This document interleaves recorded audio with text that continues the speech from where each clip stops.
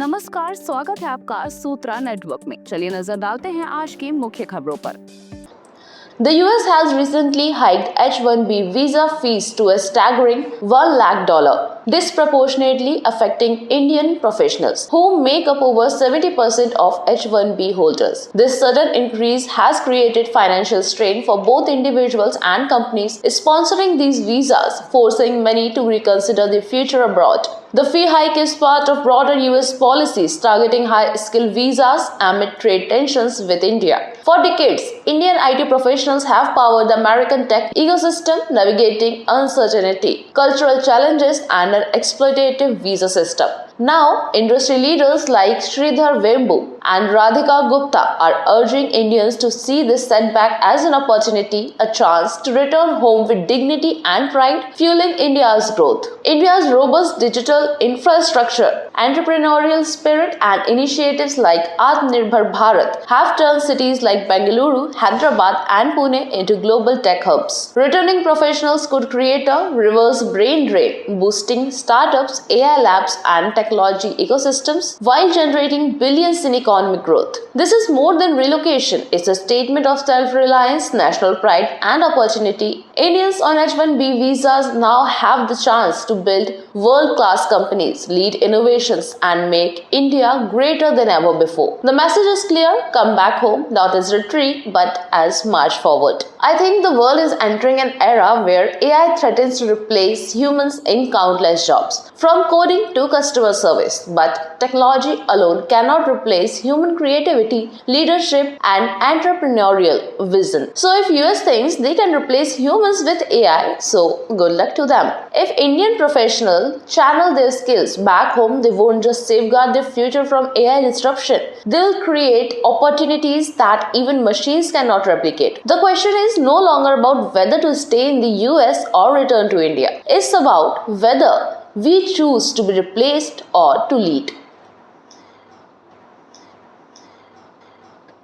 At least 30 civilians, including women and children, were killed when Pakistani fighter jets dropped 8 LS-6 bombs on Matradara village in Tirah Valley, Khyber Pakhtunkhwa, around 2 a.m. on Monday. Many others were injured, and rescue teams are searching rubble for more victims, raising fears of a higher death toll. Disturbing visuals from the site show bodies, including children, scattered amid destruction. Local media and rights groups have criticized Pakistan's repeated military operations in the region for causing civilian casualties. Amnesty International has highlighted that current drone strikes in Khyber Pakhtunkhwa reflected a disregard for civilian life, noting a spike in attacks since March 2025. Khyber Pakhtunkhwa has seen 605 terror incidents from January to August 2025, killing at least 138 civilians and 79 police personnel. The province's mountainous terrain near Afghanistan provides cover for terrorist groups like Jaish-e-Mohammed and Hizbul Mujahideen, who are shifting bases following operations like Sindoor, which destroyed multiple hideouts across Pakistan and POK. This latest strike underscores the ongoing security challenges in the region and the vulnerability of civilians caught in counter-terror operations. Civilian deaths, especially of women and children, should never be dismissed as collateral damage. Pakistan's military approach in Khyber Pakhtunkhwa appears to be punishing its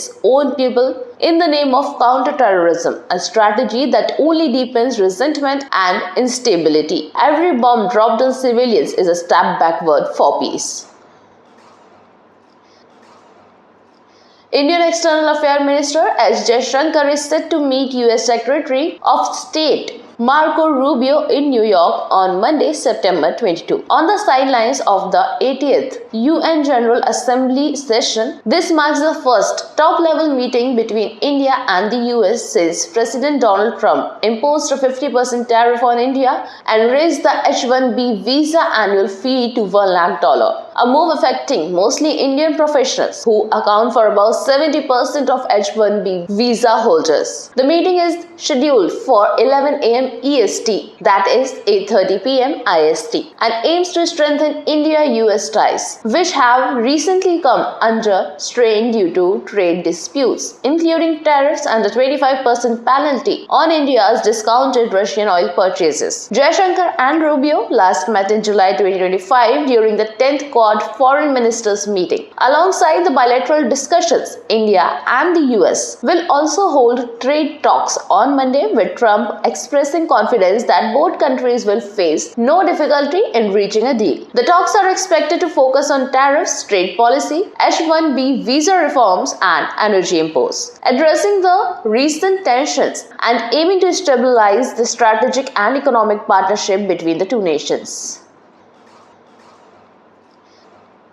North Korean leader Kim Jong Un is open to talks with President Donald Trump, but only if the US drops its denuclearization demands. Speaking to the North Korean parliament, Kim called fond memories of Trump and stressed that North Korea's nuclear arsenal is irreversible. He said sanctions have strengthened the country and reiterated that he has no intention of negotiating with South Korea, despite efforts by its new president Lee Jae-myung to ease tensions. Kim's speech sends a dual message, signaling strength internationally while consolidating domestic authority. Analysts note that North Korea has become a key ally of Russia, sending troops to fight alongside Moscow in Ukraine and signing a mutual defense pact last year. The timing of Kim's remarks coincide with Trump's upcoming visit to South Korea for the APEC summit, hinting at a possible surprise summit while appealing to Trump's political ambitions, including a Nobel Prize. This highlights North Korea's continued defiance of international pressure, its strategic alignment with Russia, and its intent to use diplomatic opening with the US without giving up nuclear weapons. Kim's offer is less about diplomacy and more about survival politics. By dangling the prospects of talks with Trump while refusing denuclearization, he is trying to buy legitimacy without making real concessions. The danger is that Trump, who thrives on spectacle, might embrace such a meeting for political gain, giving Kim exactly what he wants: recognition on the global stage. Any dialogue that ignores North Korea's nuclear threat risks becoming theater rather than progress. The goods and service tax reforms that came into effect today are expected to have a significant impact on the Indian economy by putting around rupees 2 lakh crore back into consumers' hands. According to Finance Minister Nirmala Sitharaman, by eliminating the 12% and 28% slabs and shifting many products to 5% and 18% slabs, the reforms aim to boost disposable income and stimulate domestic consumption. Essential daily use items like milk, ghee, groceries, medicine, and life-saving drugs have become cheaper. Major brands like Amul and Mother Dairy have already cut prices, while life and health insurance premiums now attract zero GST. Garments and footwear under rupees 1,000, as well as home appliances like refrigerators, washing machines, and TVs also see reduced taxes. Vehicles are affected too. Small cars, SUVs, and two-wheelers are cheaper due to lower GST, with estimated price reduction of 6 to 9% across different segments. The timing of these reforms during the festive season in states like Uttar Pradesh, Bihar, Rajasthan, Gujarat, and Madhya Pradesh is expected to further encourage spending. Analysts predict that GST cuts will ease inflationary pressure, increase consumption, and provide a much-needed boost to the economy amid geopolitical tensions and trade challenges. FMCG items could drop 8 to 10%, while top consumption items including milk, medicines, and processed foods will see direct benefits, helping middle-class households significantly. Russia launched a massive overnight attack on Ukraine, targeting Kyiv, Dnipro, and other regions with over 580 drones and 40 missiles. The strikes hit infrastructure, factories, and homes, causing widespread damage and disruption to essential services. In Dnipro, one person was killed and at least 26 others were injured. According to regional officials, residential buildings and civilian manufacturing facilities were particularly affected, highlighting the scale and intensity of the assault. Ukrainian air defenses reportedly intercepted some of the drones and missiles, but the sheer number overwhelmed parts of the system, leading to significant destruction in multiple cities. Power grids, water supply system, and transportation network were disrupted, leaving thousands without electricity and clean water. Ukrainian authorities warned residents to remain in shelters as aftershocks of drone attacks continued into the early morning. This attack marks one of the largest drone offensives in the ongoing Russia-Ukraine conflict, demonstrating a significant escalation in Russia's strategy to target urban centers and civilian infrastructure. While Ukraine continues to face devastating assaults, it's worth noting that India too has fought many battles in its history, yet it has never plunged into a full-blown economic crisis. India's ability to balance defense and development, guided by strategies like the Cold Star Doctrine, shows how a nation can remain militarily prepared without compromising economic stability. During the Asia Cup 2025 Super 4 match in Dubai, India defeated Pakistan by 6 wickets, but the game sparked controversy due to gestures by Pakistani players Shahibzada Farhan and Harish Rauf. Farhan, celebrating his half-century, pointed his bat like a gun, widely interpreted as mimicking an hostile gesture, while Rauf made a 0-6 gesture. While social media suggested referenced Islamabad's unverified claim of downing Indian jets during Operation Sindhu. The military operation in May targeted terror infrastructure in Pakistan and Pakistan-occupied Kashmir following the April Pahalgam attack that killed 26 civilians. The gesture ignited a political debate in India about whether the national team should have played Pakistan at all. Shiv Sena leader Sanjay Raut condemned Farhan's act, linking it to past terrorist attack on Indian soil. On the field, India's win was fueled by a 105-run opening partnership between Abhishek Sharma and Shubman Gill, chasing Pakistan's target of 172 with 7 balls to spare. Sadly, gestures like these only reinforce the perception that Pakistan's identity is too often tied to hostile or terror-linked symbolism rather than sportsmanship. Instead of showcasing cricketing spirit, their players seemed more interested in political posturing. Perhaps this says more about their priorities off the field than their talent on it.